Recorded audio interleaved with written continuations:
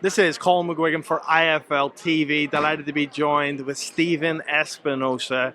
Stephen, it's been a long time. How have you been? I've been good. Fantastic. Obviously, earlier on, you've walked in. I'm in the middle of interviewing Eddie Hearn.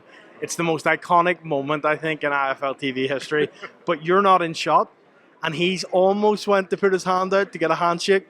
You've walked past again, just to clear the air, because Eddie obviously got a little butthurt last time whenever you didn't shake his hand. Would you have shaken his hand today? Sure. Like, first of all, number one, I keep sitting down, and you always instigate this stuff, and I keep sitting down, so shame on me. Second of all, I don't know when the original scandal happened, handshake gate or whatever we're calling it. It's got to be about 3 years. If I'd known it was going to hurt his feelings and be such a sore subject for him for 3 years, I would have paid more attention. I don't recall the incident whatsoever. But having seen that, I clearly saw him. If he had put his hand out, I would have said it. And, maybe to allow him to heal and whatever trauma he's still holding would just, I could have some moment and emotionally he could just move on because it still seems to be lingering. I want to ask you a little bit about the whole working together element. It's really changed the landscape in boxing of the last 12 to 24 months. It's just completely changed from what it was before. Do you think this is good for the sport?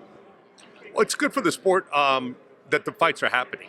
And I'm of the belief that no one really gives a shit about the people behind the scenes. It puzzled me, and I know it's the UK, maybe it's a different dynamic, but to make a marketing campaign around this promoter versus that promoter, I think it does a disservice to the fighters.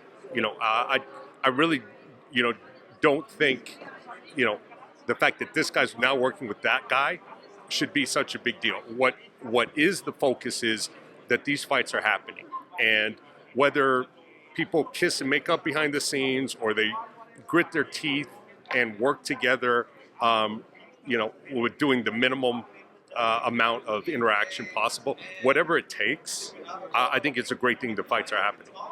I want to ask you about Oscar De La Hoya's comments this week. He's been very critical of this event. What did you make of that, first of all? And do you believe that he's got a vendetta maybe against you guys? Or I'm not sure what it was. I know there's some sore feelings, or it seems to be some sore feelings, or some leftover resentment, maybe about Canelo. Maybe it was the fact that I think he tried to sign or work with Berlanga a while back. It seems strange. It seems strange for somebody who obviously, has been an icon in the sport and continues to do a lot of business in the sport. To show that level of resentment and criticism toward what is undoubtedly a big event. So, I get it. Look, not every promoter is going to be a part of every big fight. I mean, that's just part of it. So, yeah, I was surprised at it, and I don't think it particularly reflects well on him. I just want to get your thoughts as well on Dana White's comments that the gate's guaranteed by MGM. Can you confirm that or deny it? News to me. It's been a while since I've seen a deal like that. So, look, I'm not, I'm not the lawyer anymore. So I didn't review the contract, but it's been a while since I've seen deals like that. What is your involvement now with this whole Amazon PBC kind of deal together, Stephen? Are you going to be at the forefront? Are we going to see more of Stephen Espinoza like the olden days at PBC? And we'll see. Look, I think PBC is still an organization that's evolving. I think the whole market is evolving. Certainly here in the U.S., like media outlets are changing, streamers are changing. There's a lot of transition. Right now, I'm supervising the production, both the live event production and the shoulder programming, the gloves off that goes on Amazon, which is, a large part of my responsibility when I was at Showtime. So, look, there's plenty of work to be done, and whether I'm sort of public facing or not, I'm just happy to be involved in big events. How big is this event? We know, Canelo's always involved in a big event, but this has got a different feel to it with a Mexican-Puerto Rican rivalry. Yeah, that's part of it, and I think as much as anything, it's sort of a young, strong, hungry, unintimidated, fighter with a lot of power. There's risk. There's absolute risk.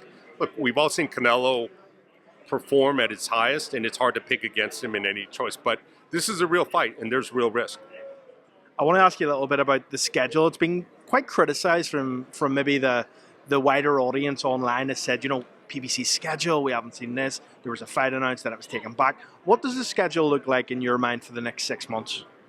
Look, I think we talked about it a while back, and I was asking for patience. I mean, this is 6 months into a new network relationship, a new streamer relationship. So, from a lot of different perspectives, from, building the production infrastructure to Amazon getting its pay-per-view structure, there's a lot of situations where you have to walk before you run. So we're 6 months into it. I understand people want the level of the pace and frequency of events that we had at Showtime. Showtime wasn't that busy in its first year in business either.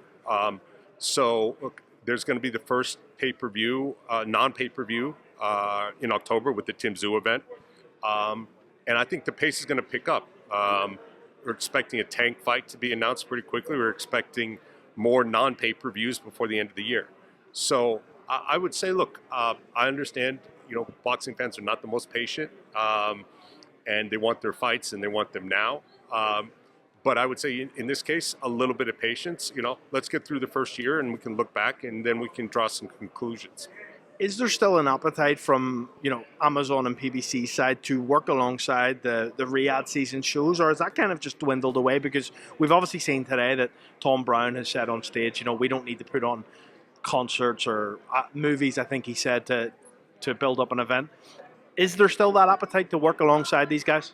Sure, and I think there's Tom's an old school guy. He's been at it, and I think he comes from an old school perspective, which is, it's about the fights. And ultimately, I agree. People buy the fights because of the fights. I don't know that anyone's buying a pay-per-view because of a 10-minute performance or because of a movie that plays in between fights. But, none of that, just because they're different perspectives about doing events, doesn't mean that there, won't be an opportunity to work together. So I think, I've seen PBC get a lot of criticism in the past, unfairly so, I think, about not working with other promoters. That certainly can't be said anymore. Last one from me. Anthony Joshua's in a huge fight next week against Daniel Dubois. As a boxing fan, what do you think happens there, and do you believe that Anthony Joshua can beat Daniel Dubois next week? Look, I'm a big fan of Dubois, and not that I'm not of AJ. I've worked with him, and his career has been fantastic, and to see him weather the storm has been a joy to watch. We did one fight with Dubois when he was on the Jake Paul card back in the Showtime pay-per-view days, and just such a really nice, reserved, intelligent, humble young man, and I think was also criticized a lot early on. I think prematurely, unfairly so, and to see him sort of mature and weather that storm and come to be the confident fighter and being able to sort of walk through fire at times, I think it's a great matchup. And I think there are more similarities there than people realize. Anthony, AJ came up on a platform that was much bigger than, where Dubois started. But they both had their struggles. They both were, felt the criticism, felt people maybe turning against them and thinking, hey, they're washed up or, they're not all they were cracked to be. And they both bounced back. So, that's one of those fights where I couldn't pick one guy to root for, because I think you've got to respect both of their journeys so much. But I think it's going to be a fantastic fight. I think it's a pick 'em fight. It's 50-50. Well, thank you very much for your time, Stephen. It's always a pleasure on IFL TV. Unfortunately, we didn't get that Eddie cameo that we waited on, but one day we'll get it. Thank you for your time. You know, we just got to put it to bed because it's clearly like there's some I think it's unhealed trauma that needs to be. You know what? Him and Leonard came in an interview yesterday. They made up. They shook hands on their differences. I think you and Eddie can do it this week. I don't think so, because then what would we have to talk about? Like, well, there's plenty. We only spoke about Eddie for about 2 minutes, and let's not fill his head too big. You're right. Stephen Espinoza, always a pleasure. Thank you. Okay.